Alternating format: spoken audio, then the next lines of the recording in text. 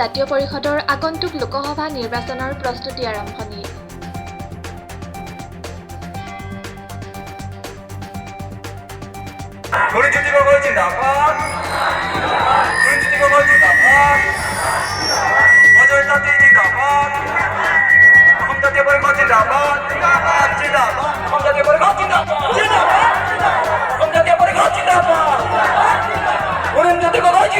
ৰঙাপাৰা সমষ্টিৰ ধেন্দাই চাহ বাগিচাৰ কদমতল খেলপথাৰত অসম জাতীয় পৰিষদৰ শোণিতপুৰ জিলা সমিতিৰ উদ্যোগত দলটোৰ ভাতৃ সংগঠন জাতীয় চাহ শক্তি শোণিতপুৰ জিলা সমিতিৰ অধিৱেশন আৰু দলটোৰ বিশাল যোগদান কাৰ্যসূচী আয়োজন কৰা হয়।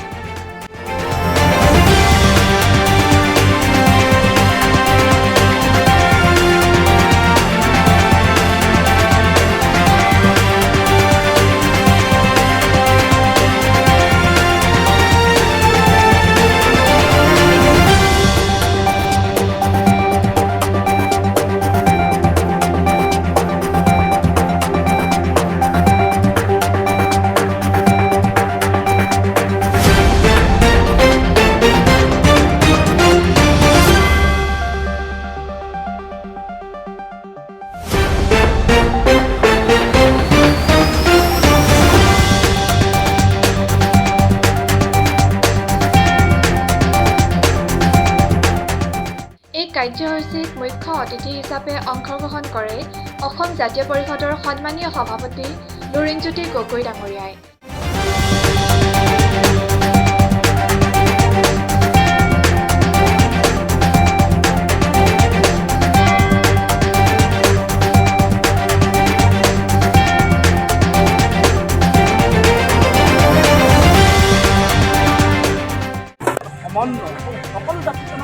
ধন্যবাদ।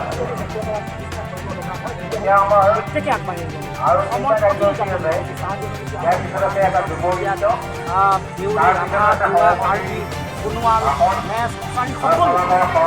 অসমত থকা অসমত মাতৃভূমি বুলি ভবা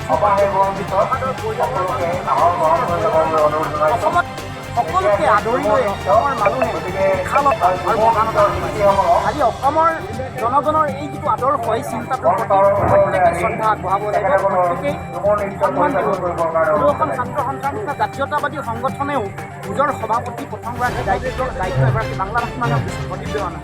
সদৌখন ছাত্ৰ সন্থাই সভাপতিৰ দায়িত্ব লালন প্ৰসাদ সিং নামৰ হিন্দী ভাষী এজনক দিছে। তাৰমানে অসমৰ মানুহৰ জাতীয়তাবাদৰ মহানতা আৰু চিন্তা সকলোৱে স্বীকাৰ কৰিছে। ইয়াৰ অপপ্ৰচাৰ যাতে কমিতা কথা বতৰা যাতে বিভাজনকামী পৰিৱেশ সৃষ্টি অসমীয়া মানুহে মহানতা দেখুৱাইছে। লগতে উপস্থিত থাকে দলটোৰ কেন্দ্ৰীয় সমিতিৰ বহুকেইজন নেতা। উক্ত যোগদান কাৰ্যসূচীত জাতীয় চাহ শক্তিৰ ভালেকেইজন নেতা উপস্থিত, লগতে শোণিতপুৰ জিলা সমিতিৰ বিষয়ববীয়া সকলো উপস্থিত থাকে।